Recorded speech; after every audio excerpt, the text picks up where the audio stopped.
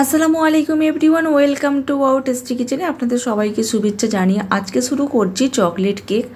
Chocolate ছাড়াই chocolate কেকটা বানিয়ে দেখাবো। কেকটি যেমন নরম সফট, মুখে দিলেই মিলিয়ে যাবে, দেখতেও যেমন সুন্দর, খেতেও কিন্তু অসাধারণ। এই কেকটি ওভেন ছাড়া চুলাতেই বানিয়ে দেখাবো। ভিডিওটা যেখান থেকে দেখছেন প্রথম থেকে শেষ পর্যন্ত দেখবেন আশা করছি। ভিডিওটি ভালো লাগলে লাইক এবং সাবস্ক্রাইব করে আমার চ্যানেলের সঙ্গেই থেকে যাবেন আশা করছি। এর জন্য আমি নিয়ে নিচ্ছি একটা মিক্সিং বাউল আর একটা ছাকনা। প্রথমে নিয়ে নেবো 1.5 কাপ ময়দা, নিয়ে নেবো 3 চা চামচ কোকো পাউডার, হাফ চা চামচ বেকিং সোডা, 1 চা চামচ বেকিং পাউডার।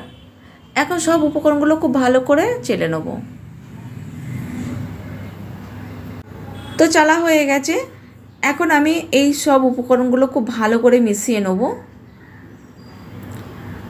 তো আমি খুব ভালো করে মিশিয়ে নিয়েছি। এখন আমি এটাকে এক সাইডে সরিয়ে রাখবো। এরপরে নিয়ে নেবো একটা মিক্সিং বাউল আর নিয়ে নেবো 2টো ডিম। আমি 2টো ডিমকে ফ্রিজ থেকে 15 থেকে 20 মিনিট আগে বের করে রেখেছিলাম। এই কাজটা কিন্তু অবশ্যই করতে হবে। আমি 2টো ডিমকে ভেঙে নিয়েছি। এখন আমি দিয়ে দেবো চিনি। তো মিষ্টিটা আপনারা কম বেশি দিয়ে নিতে পারেন। এখন আমি খুব ভালো করে চিনি আর ডিমের সঙ্গে খুব ভালো করে ফেটিয়ে নেব। তো চিনিটা গলে আসা পর্যন্ত ডিমটা খুব ভালো করে ফেটিয়ে নেব। আপনারা চাইলে মিক্সচার মেশিনের চিনিটাকে পাউডার করে নিতে পারেন বা গুঁড়ো করে নিতে পারেন। তো আমি সোজাসুজি আমি দিয়ে নিচ্ছি। আর যত ভালোভাবে ডিমটা ফাটানো হবে তত কিন্তু কেকটা ফ্লাফি, নরম এবং সফট হবে। তো ডিমটা আমি খুব ভালো করে ফেটিয়ে নিয়েছি আর চিনিটা খুব ভালোভাবে গলে গেছে। এখন আমি দিয়ে দেবো 50 গ্রাম বাটার, 2 টেবিল চামচ ঘি আর 50-এর থেকে একটু কম সয়াবিন তেল দিয়ে দিলাম। দিয়ে আমি ভালো করে গলিয়ে নিয়েছিলাম, গলিয়ে ঠান্ডা করে নিয়েছি। এখন আমি দিয়ে দিলাম। এরপর আমি দিয়ে দেবো 1 কাপ লিকুইড দুধ। তো আমি বাজারের যে প্যাকেটের দুধ পাওয়া যায় সেটাকে আমি জাল করে ঠান্ডা করে নিয়েছি, সেটা আমি 1 কাপ দিয়ে দিলাম। এখন আমি খুব ভালো করে মিশিয়ে নেব। এই কেকটা বানানোর জন্য ঘি অথবা বাটার ছাড়াই সয়াবিন তেল দিয়েও এই কেকটা তৈরি করে নিতে পারেন। তো আমি খুব ভালো করে ফেটিয়ে নিয়েছি। এখন আমি দিয়ে দেবো অল্প অল্প করে ময়দা। যে ময়দার মিশ্রণটা আমি আগে রেডি করে রেখেছিলাম সেই ময়দাটা দিয়ে দিলাম। আমি অল্প অল্প করে দিয়ে এই ব্যাটারটা তৈরি করে নেব। প্রথমে যদি বেশি দিয়ে নিই তাহলে কিন্তু ঘন হয়ে যাবে। তো আমি অল্প অল্প করে দিয়ে এই ব্যাটারটা তৈরি করে নেব। তো ব্যাটারটা কিন্তু এখনও পাতলা আছে।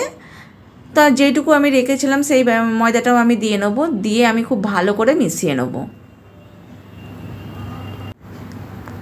এই কেকটা বানানো খুবই সোজা। কোকো পাউডার ছাড়াও আপনারা এই কেকটা বানিয়ে নিতে পারেন। আর চকলেট ছাড়াও চকলেট কেক বানানো যায়, সেই রেসিপিটি যদি আপনারা দেখতে চান তাহলে কমেন্টে অবশ্যই জানাবেন। এখন আমি দিয়ে দিচ্ছি স্বাদ অনুযায়ী লবণ আর দিয়ে দেবো ভ্যানিলা এসেন্স। ভ্যানিলা এসেন্সের ঢাকনার 1 ঢাকনা ভ্যানিলা এসেন্স দিয়ে দেবো। এখন আমি খুব ভালোভাবে ফেটিয়ে নেবো। আমি 6 থেকে 7 মিনিট খুব ভালো করে ফেটিয়ে নেবো।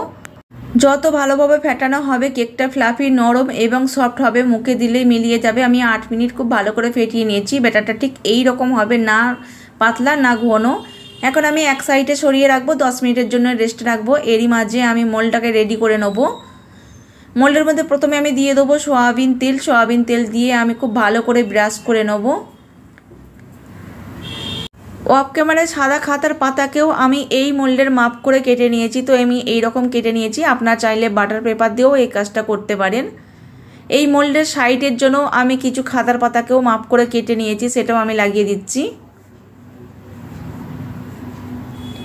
তো লাগানো হয়ে গেছে, দেখুন কত সুন্দর দেখতে লাগছে। এখন আমি এক সাইডে সরিয়ে রাখছি। এরপর নিয়ে নেবো ব্যাটারটাকে আমি আরও 2 থেকে 3 মিনিট খুব ভালো করে ফেটিয়ে নেব। 3 মিনিট খুব ভালো করে ফেটিয়ে নিয়েছি। এখন মোল্ডের মধ্যে ঢেলে দিচ্ছি। তো ব্যাটারটা একটু লক্ষ্য করে দেখুন কতটা ঘনত্বটা কিন্তু এই রকম হবে, না পাতলা না ঘন। এখন আমি খুব ভালো করে ঝাঁকিয়ে নেব।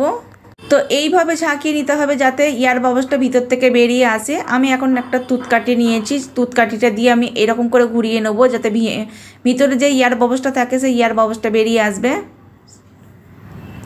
তো এরকম কয়েকবার আমি করে এয়ার বাবলসটাকে বের করে দেবো।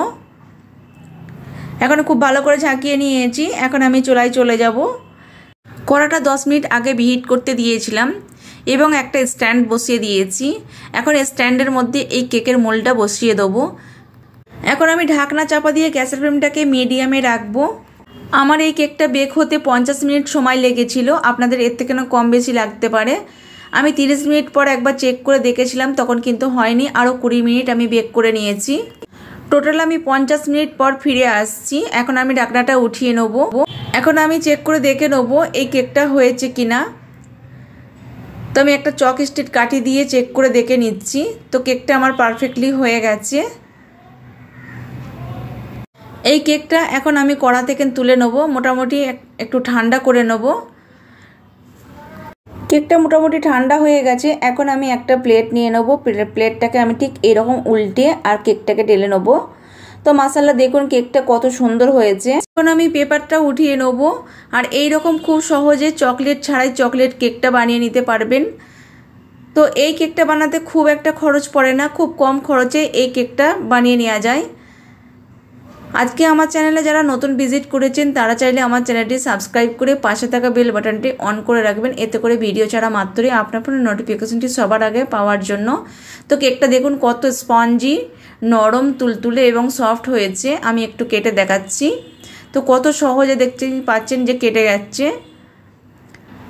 তো দেখুন খুব সহজে কিন্তু এইরকম কেক বানিয়ে নেওয়া যায়।